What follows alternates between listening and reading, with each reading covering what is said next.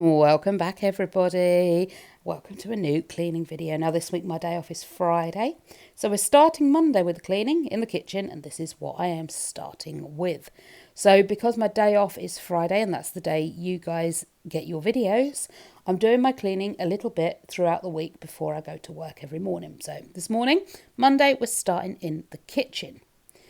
I don't know about any of you lot, but this constant battle of washing up, laundry, things like that, it's so tiring and time consuming. And we did start, me and Dell, washing up before we went to bed. Brilliant. Every night before we went to bed, the kitchen was cleaned, everything was ready for the next morning. And even during the night, the kids were getting up to have a snack or whatever, because they're pretty much nocturnal at this point. And they would clean up after themselves. No mess would be left in the mornings. Now, well, I wouldn't know if mess was left in the morning or not, because it's left like this. Even when the washing up's done, it's half done. The washing up's done and then it's left on the draining board, and it gets all those water spots on it, and I just don't like it being left out. Wash it up, dry it up, put it away. But anyway, that's an argument for another day. The kids are being really good actually now with their plates. Alyssa brings them down out of her room. She's not quite remembering cups yet, but one battle at a time. She's being really, really good with her plates. Craig, he brings his plates down every time after dinner anyway. He's not so good with his rubbish. Perhaps we'll work on that next with him. But we're the same, me and Dell, with cups in our room. They'll stay upstairs in our bedroom all day until we want to refresh them at night. Then we have to go upstairs, get them, bring them down, wash them up, refresh the drink, take it back up to bed with us. So yeah, we're just as bad as the kids. I can't say the kids are terrible because they're just lazy. They've learnt from mummy and daddy. I am also going to be investing in one of those plate rack things where you can stand your plates up and your glasses up so I can rinse. Now, I know a lot of you have commented before about how I don't rinse my cups, my plates, by washing up at all. And for me, realistically, it's just not a problem. I've survived 42 years without rinsing after I've washed up. My father is in his 60s and he has lasted all those years without rinsing the bubbles off. And my nan, bless her, she is in her 90s now, and she has done very well for herself not rinsing her bubbles off. So I don't see it as a problem. However, I do know that when stuff gets left on the side, as I said a minute ago, it ends up getting like these little tide marks, water spots. And that's made worse with the soap being left on. So if it gets left out and there's soap left on it, all these little soap spots are just there, and it really gives me the ick. I hate it, especially on my cutlery. I'm not so bad with it on the glasses, but it really does give me the ick on my cutlery. I don't know why on my cutlery and not my glasses. I really have no idea. But that's just who I am. That's just me. I've learned to live with it. But I am going to get one of those plate racks where you can stand things up on their side. A, it will create more room on my draining board. But B, it means that I can sort of boil the kettle afterwards, or even just take a jug, something like that, and just pour some clean water over the top and just give it a quick rinse. I mean, I'm not going to get to the point where I have to wash everything, then rinse everything individually. I'm not. Mind you, I also said I'm not going to be one of those people that rinsed because I just didn't care. And here I am planning on buying a dish rack specially for rinsing. So, never say never. Maybe one day I'll rinse everything individually. Maybe when the kids have flown the nest and it's just me and Dell, and I'll be like, only one knife and fork each, one plate each, and one coffee cup. Yeah, I can rinse that. And I'll be like this super clean person with like squeaky clean plates. Or I could just find a way to fit a dishwasher in this kitchen and let the dishwasher do it for me. Although I have found dishwashers to be absolutely useless. Anybody else? Useless. Like, the first few washes, they'll wash fine. And I clean the filters according to the manual. I'm good as gold. I'll clean all the filters. The only thing I don't use, and I wonder if that's maybe the issue, is like those Calgon tablets to stop the heating element calcifying. And I'm wondering if it's just not heating up properly, therefore it's not cutting through the grease and the food residue and that sort of thing. But I honestly, even after cleaning the filters and cleaning the whole machine and running cleaning cycles and doing all that jazz, I use rinse aid, I use salt, I use the proper expensive dishwasher tablets, and I've tried the really cheap ones because you never know. So I've tried everything from the really, really cheap stuff up to the really, really expensive stuff. And nothing seems to make a difference in my dishwashers. Now, people have said it could be down to the fact that we have really low water pressure. I don't know if you saw earlier where I was running the water for this sink of washing up. But since they put the heat, we've always had terrible cold water, but since they put the heating in, we now have terrible water pressure across the board. Hot or cold, it doesn't matter. You can run the cold tap and we get pretty low water pressure. You can run the hot tap and you get pretty low to reasonable water pressure. You try and run the two together. It does not work. It's like you're trying to fill the sink up through a straw. The water pressure is horrendous. And if you're running the hot tap and then turn the cold tap on, it turns to a dribble. And vice versa. You run the cold tap and turn the hot tap on, it runs to a dribble. So I don't know if a dishwasher would even function in our house. And to be fair, with things like this saucepan, I don't think it stands half a chance anyway. I actually gave up trying to scrub this saucepan clean and let it soak while I finished cleaning the rest of the kitchen because it was driving me wild. I cooked super noodles before I went to work. And I normally have my lunch at work before I go in. So that's fine. But I have to remember to put the pan into soak. Although earlier I said this was Monday morning. It must have been Tuesday morning because I made the noodles, I went to work. And then we had a takeaway, so we didn't do the washing up that night. So that pan that was sat on the side, this one that needed the scrubbing, was 24 hours old with noodles in it. I know, I'm disgusting. But, if I'd have put it into soak, it would have been all right. But I didn't, so I had to scrub it. And it really took some scrubbing. So I don't think a dishwasher really is going to survive the level of laziness in this house where stuff just gets left out. And also, I don't know if people are going to think to scrub and pre-rinse, well not scrape, and pre-rinse their plates before it goes into the dishwasher, just to make it a little bit easier to do. And I know people out there say you don't have to pre-rinse, you shouldn't have to pre-rinse before you put your plates in the dishwasher. With ours you do, but like I say, is that because it's got too low a water pressure? Are we not looking after it as we should? Do we just eat the wrong sorts of food? I mean, what is it about us and dishwashers that mean no matter what ones we get or what model we get, absolutely terrible. Absolutely terrible. Please tell me someone else comes across this problem. And if you have you managed to fix it? That's what I'd like to know. Have you managed to fix it? And if you did manage to fix it, how did you manage to fix it? Because I need that little bit of info, please. I need that little bit of help, please, because I don't know what to do. Anyway, off the subject of dishwashers, because I think I've talked that subject into the ground now. They are coming to fit a new kitchen either next year or the year after. I know, I'm excited too.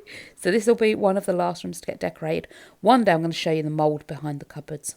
You'll be horrified. Where are plates and that's it. No wonder we're constantly feeling lethargic and out of sorts. It's the mould that's constantly there. Now we have reported it. They are hopefully dealing with it, although I'm going to have to ring them and chase them up and find out why we've not heard anything yet. But they have said they will take care of it. Am I back at that bleeding saucepan again? I think I am, aren't I? Oh, that thing drove me wild. I will never... No, I probably will again. I will try to never leave my noodles to weld themselves to the inside of pans. So, yes, back to the mould story. It's rife in our house. But yeah, they are taking care of it and I can't wait to redecorate this kitchen. I'm so excited. I have a colour scheme for it. I have a theme for it. I really do. But it's going to be a long way off yet. It probably won't be till next year. Maybe even the year after for this kitchen. But yeah, I do have themes. I do have schemes. Oh, it's going to be so exciting. I have decided this year that every month is going to be a focus. So each month I focus on something. Because at the end of the day, trying to do it all at once is too exhausting. And I want to take this channel back to what it originally was. I kind of lost my way with it a little bit. And it kind of deviated from what I wanted it to be.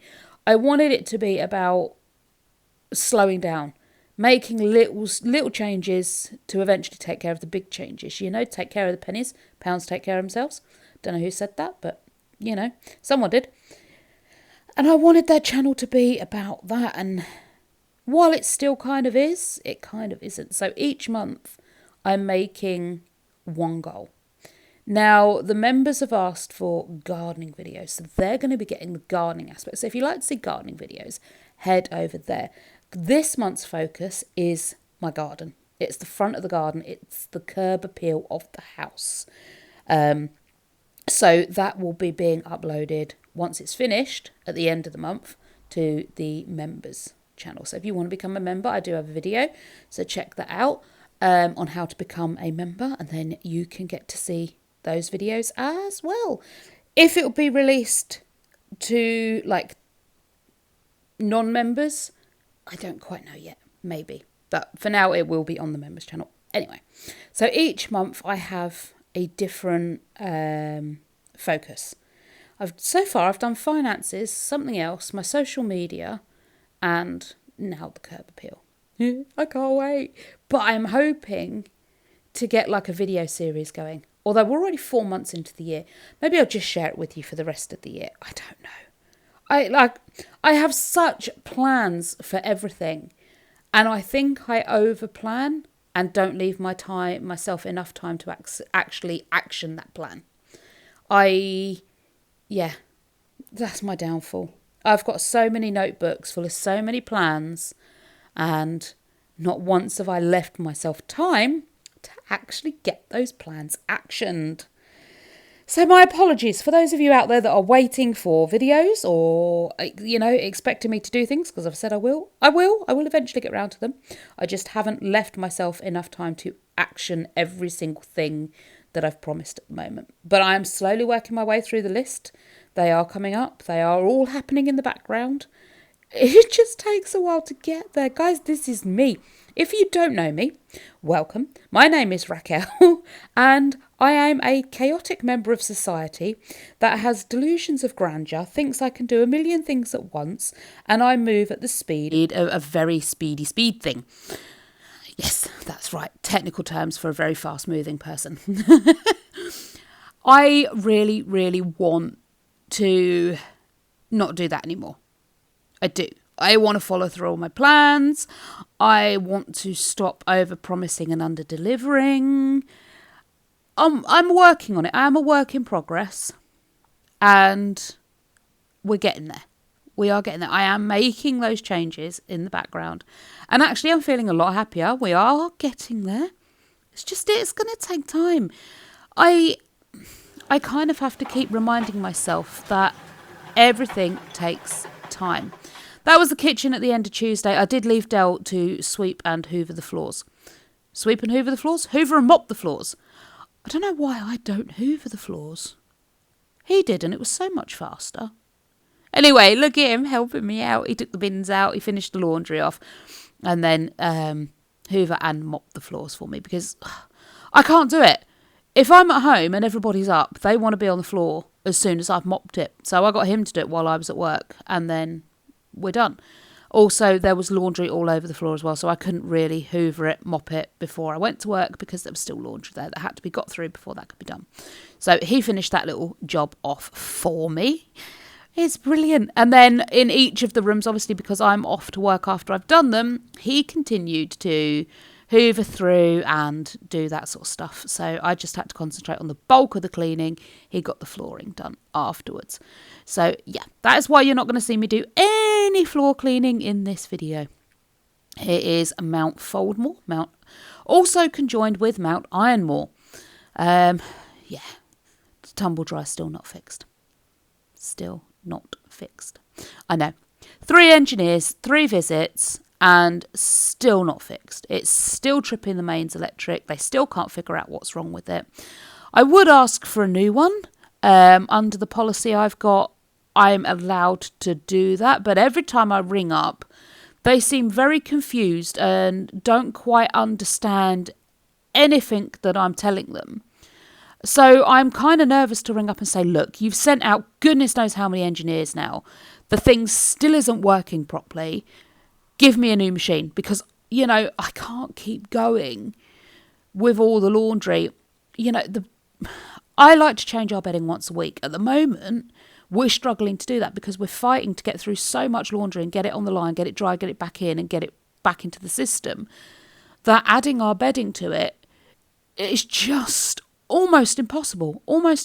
We are managing to do it, but it's definitely going well over the 7 days I like. And I'm not comfortable with it, I have to be comfortable with it at the moment. And, it's not making anyone ill, so it's not really a massive problem. And it's not stinking, so again, it's not a massive problem. But I still would like it done more regularly. But until that flipping dryer's fixed and we can actually get through laundry loads on wet, cold, rainy days or days where it's just not working with the drying,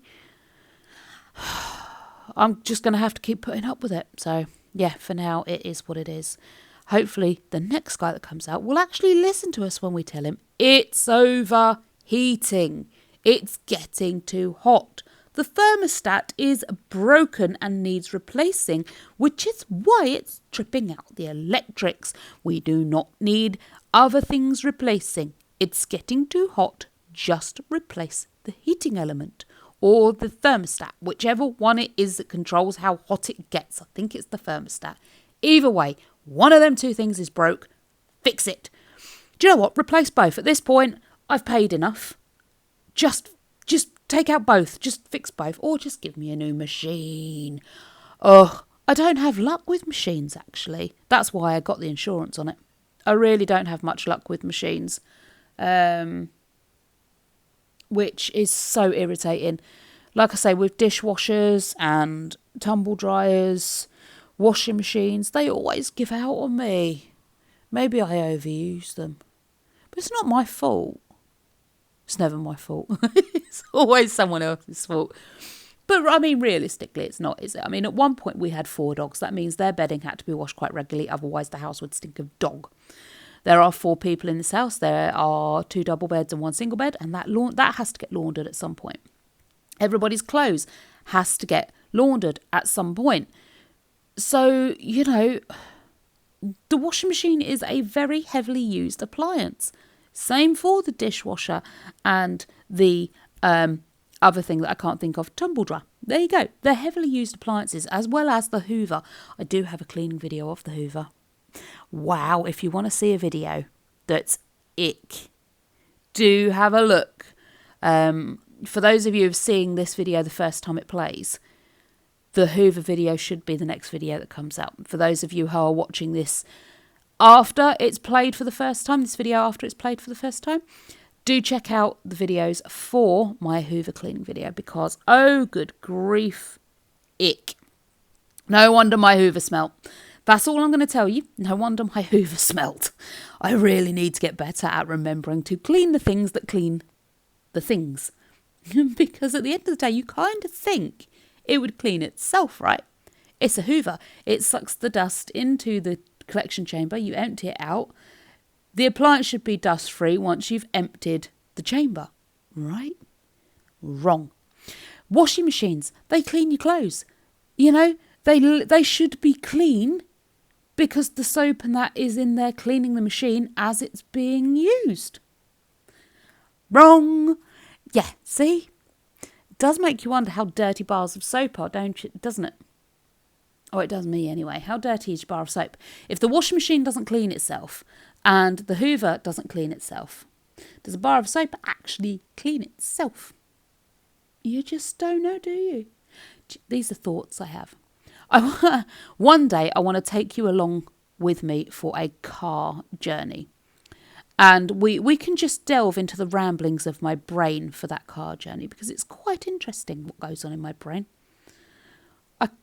playing fast and loose with the term interesting there, obviously, because some of you may find it dull and boring, but honestly, sometimes it baffles me why my brain comes up with the things it does. And then it's fleeting. It really is fleeting. It comes up with all these questions. And then 10, 20 minutes later, I have very little memory of what I've wittered on about or talked to my brain about. Does anyone else talk to their own brains? Please tell me other people out there talk to themselves, or do I need to look for a nice doctor? Because I talk to myself all the time. All the time.